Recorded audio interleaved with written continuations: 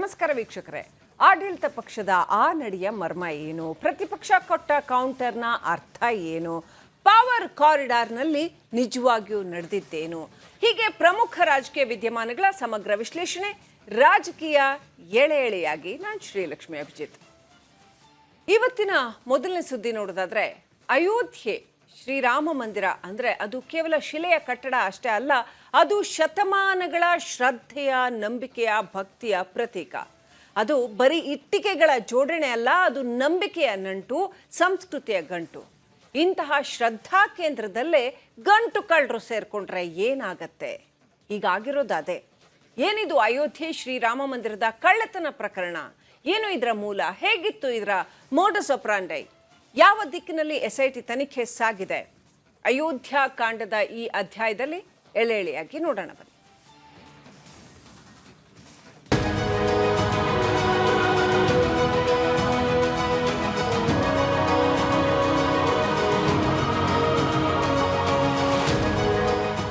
ಅಯೋಧ್ಯೆಯ ಮಂದಿರದ ಹಿರಿಮೆ ಗರಿಮೆ ಅಡಗಿರುವುದು ಅದರ ಸಂಸ್ಕಾರದಲ್ಲಿ, ಸಂಸ್ಕೃತಿಯಲ್ಲಿ. ಆದರೆ ಅದಕ್ಕೆ ಅಪಚಾರ ಮಾಡಿದರೆ ಏನ್ ಮಾಡಬೇಕು? ಇದೊಂದು ರೀತಿ ತಾಯಿಯ ಎದೆಹಾಲೆ ನಂಜಾಗಿ ಕೊಂದಂತೆ. ಯಾಕಂದ್ರೆ 2 ವರ್ಷಗಳ ಹಿಂದೆ ಅಯೋಧ್ಯೆಯಲ್ಲಿ ಶ್ರೀರಾಮ ಮಂದಿರ ಲೋಕಾರ್ಪಣೆಯಾಗಿತ್ತು. 5 ಶತಮಾನಗಳ ಹೋರಾಟದ ನಂತರ ಶ್ರೀರಾಮನ ಜನ್ಮಭೂಮಿಯಲ್ಲಿ ಕಡೆಗೂ ರಾಮಲಲ್ಲಾನ ಸ್ಥಾನದಲ್ಲಿ ಶ್ರೀರಾಮ ಸ್ಥಾಪಿತನಾಗಿದ್ದ.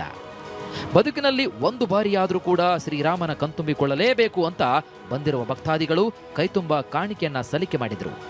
ಆದರೆ ಹೀಗೆ ಶ್ರೀರಾಮನಿಗೆ ಸಲ್ಲಿಸಿದ ಭಕ್ತಿಯ ಕಾಣಿಕೆಗೆ ಕನ್ನ ಹಾಕ್ತಿದ್ದು ಬಯಲಿಗೆ ಬಂದಾಗ ಭಕ್ತಾದಿಗಳೇ ನಂಬಿರಲಿಲ್ಲ. ಅಸಲಿಗೆ ಆಘಾತವಾಗಿತ್ತು.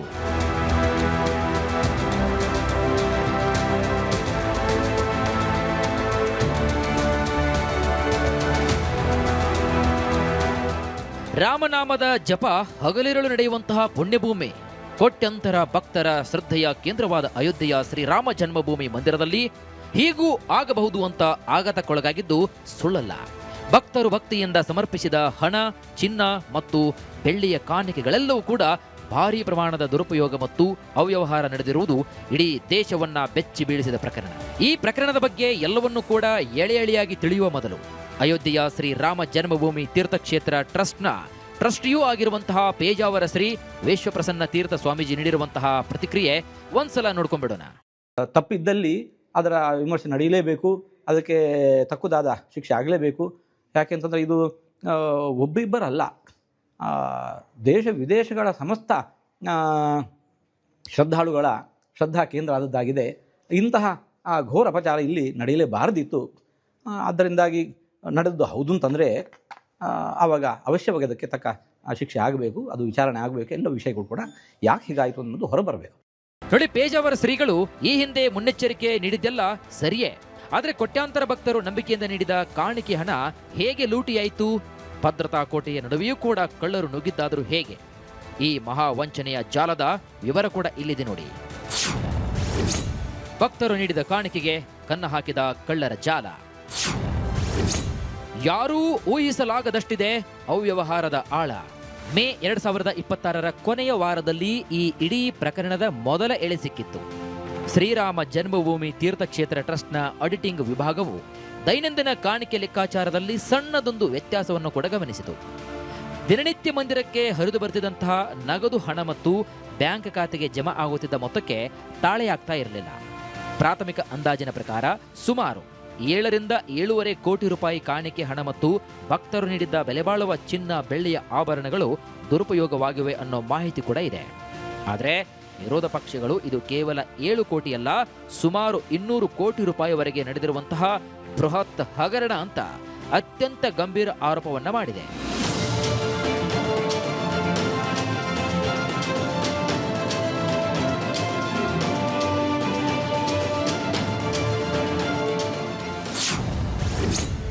ರಾಮ ಮಂದಿರದಲ್ಲಿ ಕಳ್ಳತನ ನಡೆದಿದ್ದು ಹೇಗೆ? ಹಾಗಾದ್ರೆ ಈ ಕಳ್ಳತನ ನಡೆದಿದ್ದು ಹೇಗೆ ಅಂತ ತನಿಖೆ ನಡೆಸಿದಾಗ ಕಣ್ಣಿಗೆ ಬಿದ್ದಿದ್ದು ವ್ಯವಸ್ಥಿತ ಜಾಲ. ದೇವಸ್ಥಾನದ ಕಾಣಿಕೆ ಪೆಟ್ಟಿಗೆಗಳನ್ನು ತೆರೆದು ಹಣ ಎಣಿಕೆ ಮಾಡುವ ವಿಶೇಷ ಕೋಣೆಯಲ್ಲೇ ಈ ಕಳ್ಳತನ ಸದ್ದಿಲ್ಲದೆ ನಡೀತಾ ಇತ್ತು. ಅಲ್ಲಿ ಅಳವಡಿಸಲಾಗಿದ್ದ ಸಿಸಿಟಿವಿ ಕ್ಯಾಮೆರಾಗಳ ಕಣ್ಣು ತಪ್ಪಿಸಿ ಹಣ ಎಣಿಸುವಂತಹ ನೌಕರರು ನಗದು ಮತ್ತು ಸಣ್ಣ ಸಣ್ಣ ಆಭರಣಗಳನ್ನ ತಮ್ಮ ತಮ್ಮ ಬಟ್ಟೆಗಳಲ್ಲಿ ಸಾಕ್ಸ್ ಹಾಗೂ ಒಳ ಉಡುಪುಗಳಲ್ಲಿ ಬಚ್ಚಿಟ್ಟುಕೊಂಡು ಹೊರಗೆ ಸಾಗಿಸ್ತಿದ್ರು.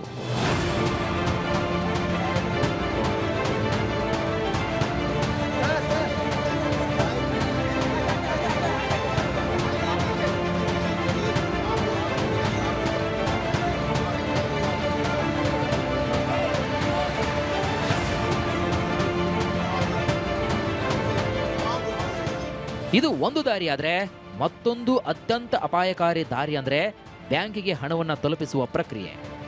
ಬ್ಯಾಂಕಿಗೆ ಹಣ ಸಾಗಿಸುವ ಮುನ್ನ 500 ರೂಪಾಯಿ ಮುಖಬೆಲೆಯ ನೋಟುಗಳ ದೊಡ್ಡ ದೊಡ್ಡ ಬಂಡಲ್ಗಳನ್ನು ಸಿದ್ಧಪಡಿಸಲಾಗ್ತಾ ಇತ್ತು. ಆ ಬಂಡಲ್ಗಳ ಒಳಗೆ ಹೆಚ್ಚುವರಿ ನೋಟುಗಳನ್ನು ತೂರಿಸಿ ಮಂದಿರದ ಆವರಣದಿಂದ ಬ್ಯಾಂಕ್ ವಾಹನ ಹೊರಟ ತಕ್ಷಣವೇ ದಾರಿಯ ಮಧ್ಯೆ ಕಣ್ತಪ್ಪಿಸಿ ಆ ಹಣವನ್ನು ಲಪಟಾಯಿಸಲಾಗ್ತಿತ್ತು.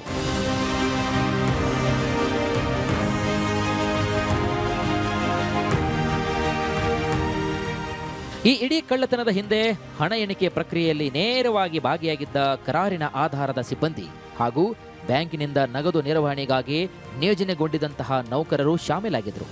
ಮುಖ್ಯ ಆರೋಪಿಗಳಾದ ಅನುಕಲ್ಪ್ ಮಿಶ್ರಾ, ಲವಕುಶ್ ಮಿಶ್ರಾ ಮತ್ತು ಅವಿನಾಶ್ ಪಾಂಡೆ ಸೇರಿದಂತೆ ಒಟ್ಟು 8 ಪ್ರಮುಖ ವ್ಯಕ್ತಿಗಳು ಈ ವ್ಯವಸ್ಥಿತ ಲೂಟಿಯ ಸೂತ್ರಧಾರರಾಗಿದ್ದರು.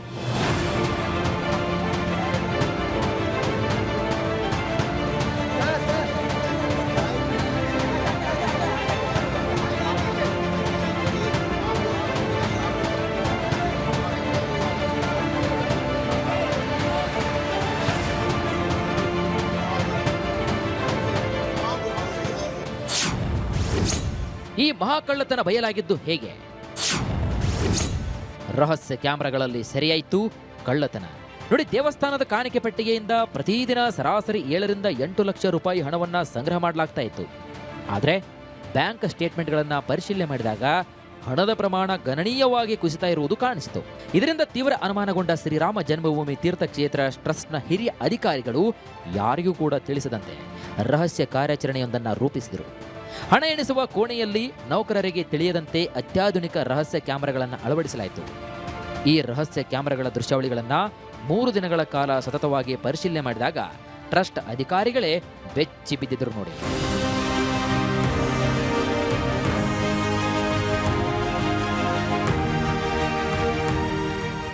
ನಂಬಿಕಸ್ಥ ನೌಕರರೇ ನೋಟುಗಳ ಕಟ್ಟುಗಳನ್ನು ಜೇಬಿಗೆ ಇಳಿಸುತ್ತಿದ್ದ ದೃಶ್ಯಗಳು ಸಾಕ್ಷಿ ಸಮೇತ ಸಿಕ್ಕಿಬಿದ್ದುವು.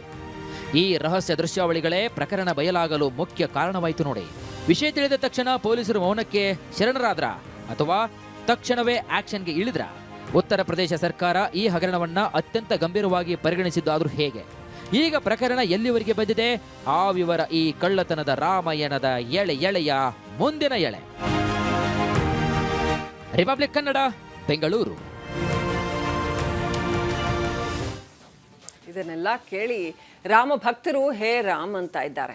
ಅಯೋಧ್ಯೆಯ ರಾಮ ಮಂದಿರದಲ್ಲಿ ಇಷ್ಟೆಲ್ಲ ಅವ್ಯವಹಾರ ನಡೆಯುವಂಥ ದುಸ್ಥಿತಿ ಬಂತಲ್ಲ ಅಂತ ಭಕ್ತರು ಪರಿತಪಿಸ್ತಾ ಇದ್ದಾರೆ.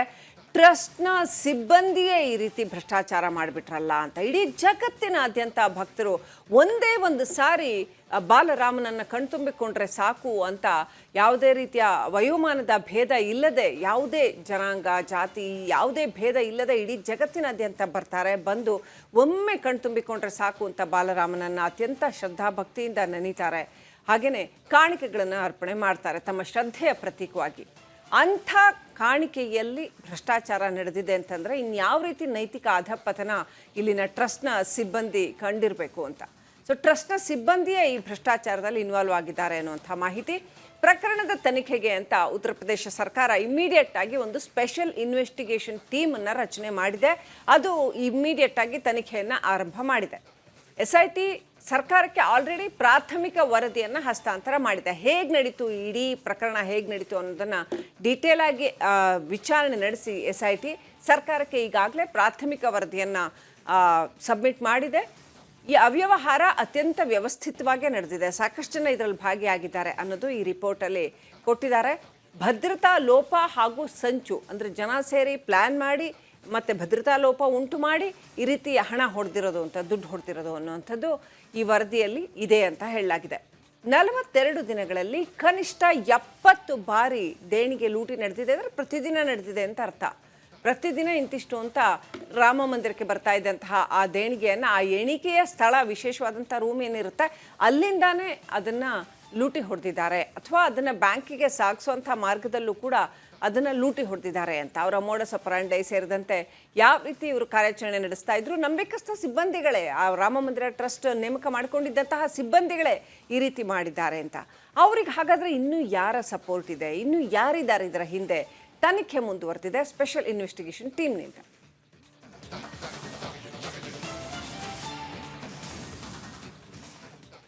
ಇನ್ನು ಅಯೋಧ್ಯೆಯಲ್ಲಿ ನಡೆದಂತಹ ಕಳ್ಳತನದ ತನಿಖೆಗೆ SIT ವಿಶೇಷ ತನಿಖಾ ತಂಡವನ್ನು ರಚನೆ ಮಾಡಿ ತನಿಖೆಗೆ ಕಳಿಸಿದ ನಂತರ ಏನು ಬಯಲಿಗೆ ಬಂತು? ಈಗ ತನಿಖೆ ಯಾವ ಹಂತಕ್ಕೆ ಬಂದಿದೆ? ಮುಂದೆ ಏನಾಗಲಿದೆ? ಅಯೋಧ್ಯ ಕಾಂಡದ ಈ 2ನೇ ಅಧ್ಯಾಯದಲ್ಲಿ ನೋಡೋಣ ಎಳೆ ಎಳೆಯಾಗಿ.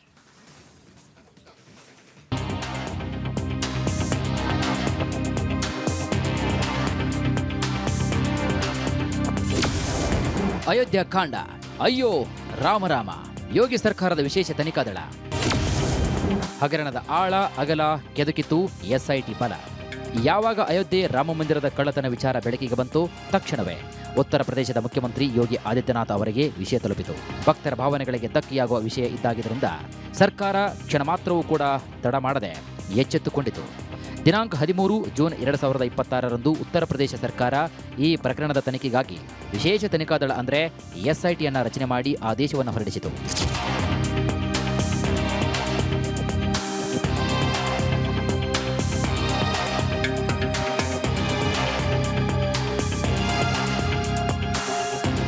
ಈ SIT ತಂಡದ ನೇತೃತ್ವವನ್ನ ಲಕ್ನೋ ವಿಭಾಗೀಯ ಕಮಿಷನರ್ ಆಗಿರುವಂತಹ ವಿಜಯ್ ವಿಶ್ವಾಸ್ ಪಂತ್ ಅವರಿಗೆ ವಹಿಸಲಾಯಿತು ನೋಡಿ. ಇವರ ನೇತೃತ್ವದಲ್ಲಿ 3 ಜನ ಅತ್ಯಂತ ದಕ್ಷ ಮತ್ತು ಹಿರಿಯ ಅಧಿಕಾರಿಗಳ ತಂಡ ಈ ತನಿಖೆಯನ್ನು ಕೈಗೆತ್ತಿಕೊಂಡಿತು.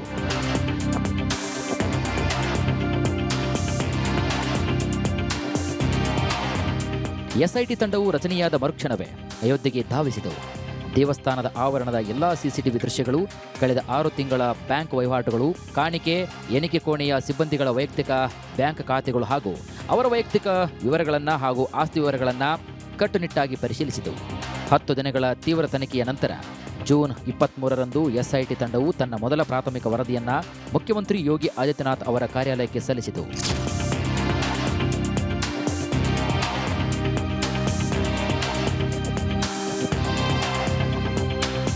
ಈ ವರದಿಯಲ್ಲಿ ಕಳ್ಳತನ ನಡೆದಿರುವುದು ಮತ್ತು ಅದಕ್ಕೆ ಪೂರಕವಾದ ಡಿಜಿಟಲ್ ಸಾಕ್ಷ್ಯಗಳು ಇರುವುದನ್ನು ಕಮಿಷನರ್ ವಿಜಯ್ ವಿಶ್ವಾಸ್ ಪಂತ್ ಖಚಿತಪಡಿಸಿದರು. ಪ್ರಾಥಮಿಕ ವರದಿ ಸಲ್ಲಿಕೆಯಾದ ಬೆನ್ನಲ್ಲೇ ಕಾನೂನು ಕೈಗಳು ಚುರುಕಾದವು. SIT ಪ್ರಾಥಮಿಕ ವರದಿಯ ಆಧಾರದ ಮೇಲೆ ಮತ್ತು ಟ್ರಸ್ಟ್ನ ಅಧಿಕೃತ ತೀರ್ಮಾನದಂತೆ ಮೊನ್ನೆ ಅಂದರೆ 25 ಜೂನ್ 2026ರಂದು ಅಯೋಧ್ಯೆಯ ರಾಮ ಜನ್ಮಭೂಮಿ ಪೊಲೀಸ್ ಠಾಣೆಯಲ್ಲಿ ಪ್ರಥಮ ವರ್ತಮಾನ ವರದಿ ಅಂದರೆ FIR ಕೂಡ ದಾಖಲಾಯಿತು. ಟ್ರಸ್ಟ್ನ ಪ್ರಮುಖ ಸದಸ್ಯರಾದ ಕೃಷ್ಣ ಮೋಹನ್ ಅವರು ಅಧಿಕೃತವಾಗಿ ದೂರು ನೀಡಿದರು. ಹೊಸದಾಗಿ ಜಾರಿಗೆ ಬಂದಿರುವಂತಹ ಭಾರತೀಯ ನ್ಯಾಯ ಸಂಹಿತೆ ಅಂದರೆ BNS ಸೆಕ್ಷನ್ 306 ಅಂದರೆ ನೌಕರರಿಂದ ಕಳ್ಳತನದ ಪ್ರಕರಣ, ಸೆಕ್ಷನ್ 316 ವಿಶ್ವಾಸದ್ರೋಹ ಮತ್ತು ಸೆಕ್ಷನ್ 61 ಕ್ರಿಮಿನಲ್ ಪಿತೂರಿ ಪ್ರಕರಣಗಳನ್ನು ದಾಖಲಿಸಿಕೊಳ್ಳಲಾಯಿತು. FIR ದಾಖಲಾದ ಕೆಲವೇ ಗಂಟೆಗಳಲ್ಲಿ ಅಯೋಧ್ಯೆ ಪೊಲೀಸರು ಮತ್ತು ತನಿಖಾ ತಂಡ ಜಂಟಿ ಕಾರ್ಯಾಚರಣೆ ನಡೆಸಿ FIRನಲ್ಲಿ ಹೆಸರಿಸಲಾಗಿದ್ದಂತಹ ಎಲ್ಲಾ 8 ಜನ ಪ್ರಮುಖ ಆರೋಪಿಗಳನ್ನು ಬಂಧಿಸುವಲ್ಲಿ ಯಶಸ್ವಿಯಾದರು. ಬಂಧಿತ ಆರೋಪಿಗಳನ್ನು ಅವಿನಾಶ್ ಶುಕ್ಲಾ, ಅನುಕಲ್ಪ್ ಮಿಶ್ರಾ, ಲವಕುಶ್ ಮಿಶ್ರಾ, ಮನೀಶ್ ಕುಮಾರ್ ಯಾದವ್, ಕರುಣೇಶ್ ಪಾಂಡೆ, ರಾಮಶಂಕರ್ ಮಿಶ್ರಾ, ಸುಭಾಷ್ ಶ್ರೀವಾತ್ಸವ್ ಮತ್ತು ರಾಮಶಂಕರ್ ಯಾದವ್ ಅಲಿಯಾಸ್ ತಿನ್ನು ಯಾದವ್ ಅಂತ ಗುರುತಿಸಲಾಗಿದೆ. ಇವರೆಲ್ಲರನ್ನೂ ಕೂಡ ತೀವ್ರ ವಿಚಾರಣೆಗೆ ಒಳಪಡಿಸಲಾಗಿದೆ. ಇದರಿಂದ ಕಳ್ಳತನ ಮಾಡಲಾದ ನಗದು ಹಣದ ಕೆಲವೊಂದಿಷ್ಟು ಭಾಗ ಮತ್ತು ಚಿನ್ನದ ಒಡವೆಗಳನ್ನು ವಶಪಡಿಸಿಕೊಳ್ಳಲಾಗಿದೆ ಅಂತ ಪೊಲೀಸರು ತಿಳಿಸಿದ್ದಾರೆ. ಇನ್ನು ಆರೋಪಿಗಳ ಬಂಧನದ ಬೆನ್ನಲ್ಲೇ ನಿನ್ನೆ ಇಡೀ ರಾಮ ಮಂದಿರ ಟ್ರಸ್ಟ್ನಲ್ಲಿ ಭಾರೀ ಆಡಳಿತಾತ್ಮಕ ಬದಲಾವಣೆಗಳಾಗಿವೆ. ಹೊಣೆ ಹೊತ್ತ ಟ್ರಸ್ಟ್ ಪ್ರಮುಖರ ರಿಸೈನ್, ಬಿಡಿಸಿಕೊಳ್ಳತೊಡಗಿದೆ ಹಗರಣದ ಚೈನ್.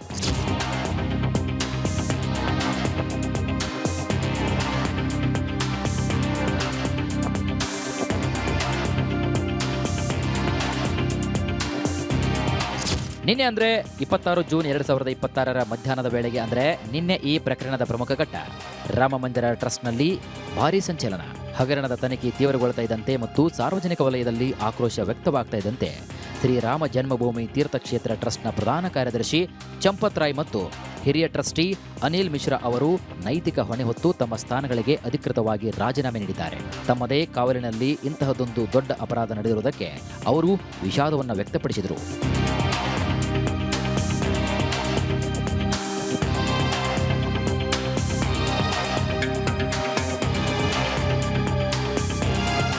ಪ್ರಸ್ತುತ ಈ ಪ್ರಕರಣದ ತನಿಖೆ ಅಂತಿಮ ಹಂತವನ್ನು ತಲುಪಿದ್ದು ಇನ್ನು 10 ಅಥವಾ 15 ದಿನಗಳಲ್ಲಿ ಎಸ್ಐಟಿ ತಂಡವು ತನ್ನ ಸಂಪೂರ್ಣ ಮತ್ತು ಅಂತಿಮ ತನಿಖಾ ವರದಿಯನ್ನ ಮುಖ್ಯಮಂತ್ರಿ ಯೋಗಿ ಆದಿತ್ಯನಾಥ್ ಅವರಿಗೆ ಸಲ್ಲಿಸಲಿದೆ.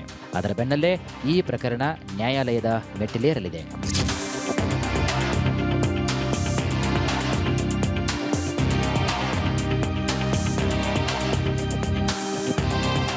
ಈಗಾಗಲೇ ಸುಪ್ರೀಂ ಕೋರ್ಟ್ ಹಾಗೂ ಅಲಹಾಬಾದ್ ಹೈಕೋರ್ಟ್ನಲ್ಲಿ ಹಗರಣದ ಕುರಿತು ಸ್ವತಂತ್ರ ಮತ್ತು ನ್ಯಾಯಾಂಗ ತನಿಖೆಗೆ ಕೋರಿ ಸಾರ್ವಜನಿಕ ಹಿತಾಸಕ್ತಿ ಅರ್ಜಿಗಳು ಸಲ್ಲಿಕೆಯಾಗಿದೆ. ಬರುವಂತಹ ಜೂನ್ 29ರಂದು ದೇಶದ ಅತ್ಯುನ್ನತ ನ್ಯಾಯಾಲಯವಾದ ಸುಪ್ರೀಂ ಕೋರ್ಟ್ನಲ್ಲಿ ಈ ಅರ್ಜಿಗಳ ಮೊದಲ ವಿಚಾರಣೆ ನಡೆಯುವ ಸಾಧ್ಯತೆ ಕೂಡ ಇದೆ. ತನಿಖಾ ವರದಿ ಸಲ್ಲಿಕೆಯಾದ ತಕ್ಷಣ ಕೋರ್ಟ್ಗೆ ದೋಷಾರೋಪಣೆ ಪಟ್ಟಿ ಅಂದರೆ ಚಾರ್ಜ್ ಶೀಟ್ ಸಲ್ಲಿಕೆಯಾಗಲಿದೆ. ಇನ್ನು ಪ್ರಕರಣದ ಸುತ್ತ ಎದ್ದಿರುವಂತಹ ರಾಜಕೀಯದ ಹುತ್ತ ಅದು ಈ ಅಯೋಧ್ಯಕಾಂಡ ಅಧ್ಯಾಯದ ಮುಂದಿನ ಎಳೆ. ರಿಪಬ್ಲಿಕ್ ಕನ್ನಡ, ಬೆಂಗಳೂರು.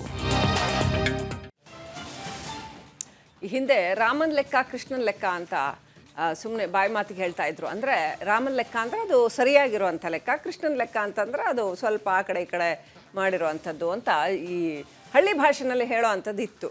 ಆದರೆ ಈಗ ರಾಮನ್ ಲೆಕ್ಕನೂ ಕೃಷ್ಣನ್ ಲೆಕ್ಕ ಮಾಡ್ತಾ ಇದ್ದಾರೆ ಅಂತ. ಕಾಣಿಕೆ ಹಣದ ಲೆಕ್ಕಾಚಾರದ ಮೇಲ್ವಿಚಾರಣೆಯಲ್ಲಿ ಲೋಪ ಉಂಟಾಗಿದೆ.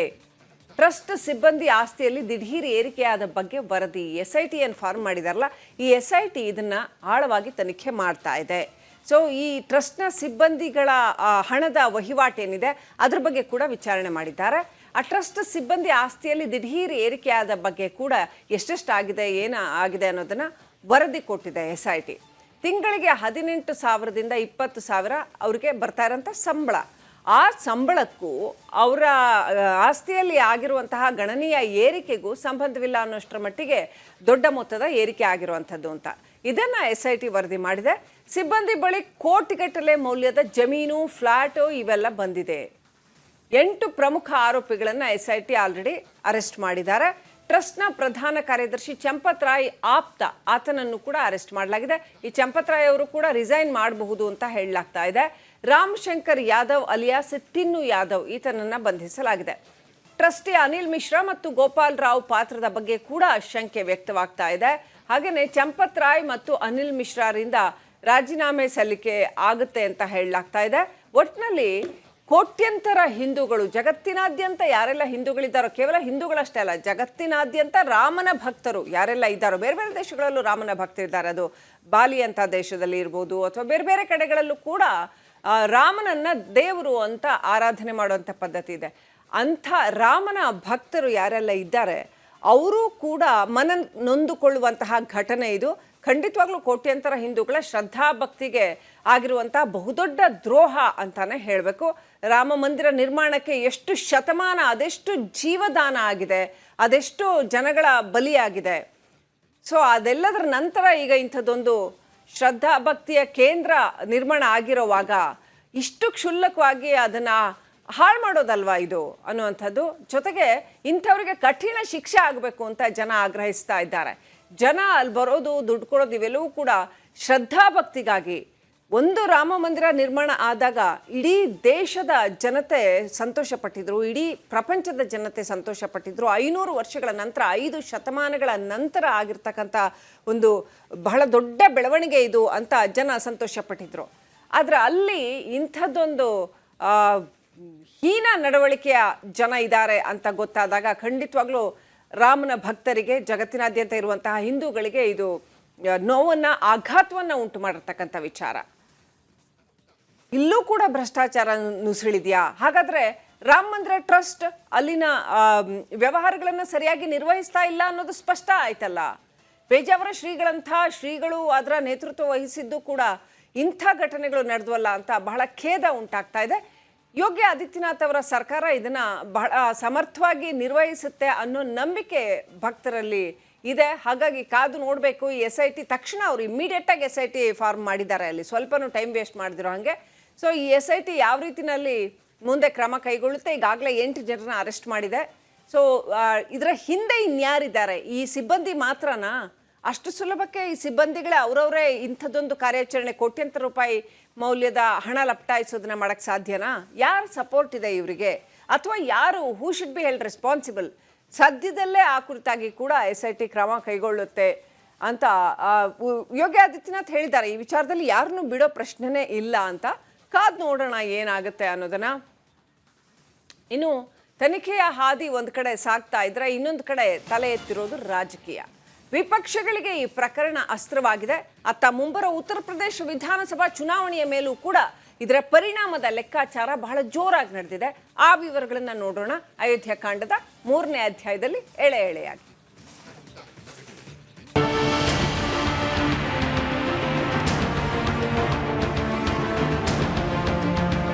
ದೇವಸ್ಥಾನದೊಳಗಿನ ಈ ಕಳ್ಳತನ ಈಗ ರಾಜಕೀಯ ಅಖಾಡದಲ್ಲಿ ದೊಡ್ಡ ಮಟ್ಟದ ಯುದ್ಧವಾಗಿ ಮಾರ್ಪಟ್ಟಿದೆ.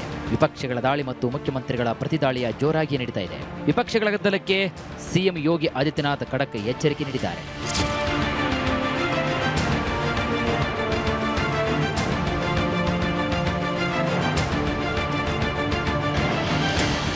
ರಾಮ ಮಂದಿರದ ಕಾಣಿಕೆ ಹಗರಣವು ಉತ್ತರ ಪ್ರದೇಶದ ರಾಜಕೀಯದಲ್ಲಿ ದೊಡ್ಡ ಬಿರುಗಾಳಿಯನ್ನು ಎಬ್ಬಿಸಿದೆ. ಸಮಾಜವಾದಿ ಪಕ್ಷದ ಮುಖ್ಯಸ್ಥ ಅಖಿಲೇಶ್ ಯಾದವ್, ಉತ್ತರ ಪ್ರದೇಶ ಕಾಂಗ್ರೆಸ್ ಅಧ್ಯಕ್ಷ ಅಜಯ್ ರೈ ಮತ್ತು ಆಮ್ ಆದ್ಮಿ ನಾಯಕ ಅರವಿಂದ್ ಕೇಜ್ರಿವಾಲ್ ಅವರು ಸರ್ಕಾರದ ವಿರುದ್ಧ ಜಂಟಿಯಾಗಿ ವಾಗ್ದಾಳಿ ನಡೆಸಿದ್ದಾರೆ.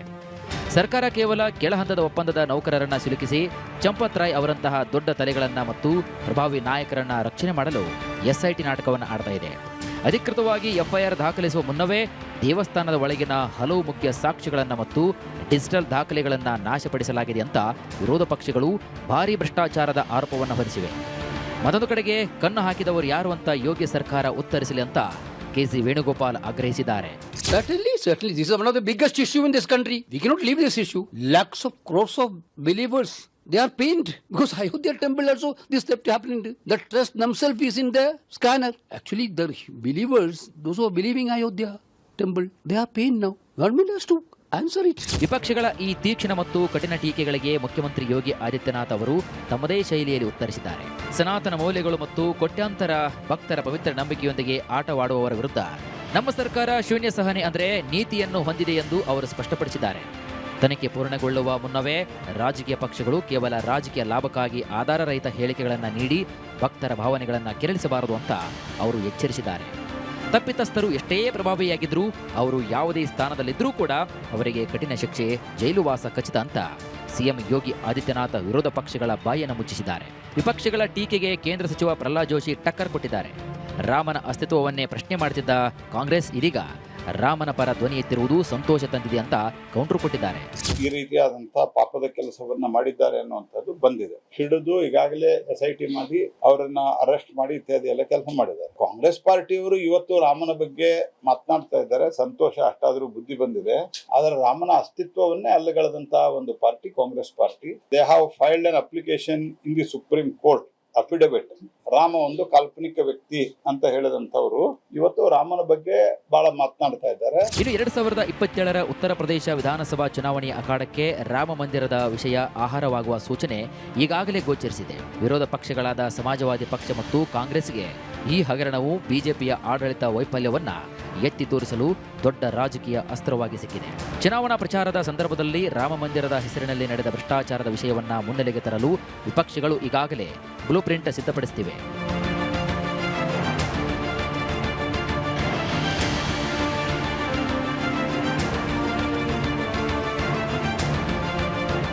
ಆದರೆ ಯೋಗಿ ಆದಿತ್ಯನಾಥ್ ಸರ್ಕಾರವು ಹಗರಣ ಬೆಳಕಿಗೆ ಬಂದ ತಕ್ಷಣವೇ SIT ರಚಿಸಿ ಅತ್ಯಂತ ವೇಗವಾಗಿ ಕೇವಲ 24 ಗಂಟೆಯೊಳಗೆ ಎಲ್ಲಾ 8 ಜನ ಆರೋಪಿಗಳನ್ನು ಕಠಿಣವಾಗಿ ಬಂಧಿಸಿ ಜೈಲಿಗಿಟ್ಟಿದೆ. ಅಷ್ಟೇ ಅಲ್ಲದೆ ಟ್ರಸ್ಟ್ನ ಪ್ರಮುಖರಾದ ಚಂಪತ್ ರಾಯ್ ಅವರ ರಾಜೀನಾಮೆಯನ್ನು ಪಡೆಯುವ ಮೂಲಕ ನಾವು ತಪ್ಪು ಮಾಡಿದವರು ನಮ್ಮವರೇ ಆದರೂ ಬಿಡುವುದಿಲ್ಲ ಎಂಬ ಪಾರದರ್ಶಕತೆಯ ಸಂದೇಶವನ್ನ ಜನರಿಗೆ ರವಾನಿಸಿದೆ. ಈ ಮೂಲಕ ಆಗಬಹುದಾದ ದೊಡ್ಡ ರಾಜಕೀಯ ಹಾನಿಯನ್ನ ತಡೆಯಲು ಬಿಜೆಪಿ ಈಗಿನಿಂದಲೇ ಕೌಂಟರ್ ಸ್ಟ್ರಾಟಜಿಯನ್ನು ರೂಪಿಸ್ತಾ ಇದೆ. ಭವಿಷ್ಯದಲ್ಲಿ ನ್ಯಾಯಾಲಯದ ವಿಚಾರಣೆ ಮತ್ತು SITಯ ಅಂತಿಮ ವರದಿ ಎಷ್ಟು ನಿಷ್ಪಕ್ಷಪಾತವಾಗಿ ಹೊರಬರುತ್ತದೆ ಎಂಬುದರ ಮೇಲೆ 2027ರ ಉತ್ತರ ಪ್ರದೇಶ ಚುನಾವಣೆಯ ಸಂಪೂರ್ಣ ಚಿತ್ರಣ ನಿರ್ಧಾರವಾಗಲಿದೆ. ಒಟ್ಟಾರೆ ಈ ಅಯೋಧ್ಯ ಕಾಂಡ ಉತ್ತರ ಪ್ರದೇಶ ರಾಜಕಾರಣದಲ್ಲಿ ಸಂಚಲನ ಮೂಡಿಸಿರುವುದರಲ್ಲಿ ಎರಡು ಮಾತಿಲ್ಲ. ರಿಪಬ್ಲಿಕ್ ಕನ್ನಡ, ಬೆಂಗಳೂರು.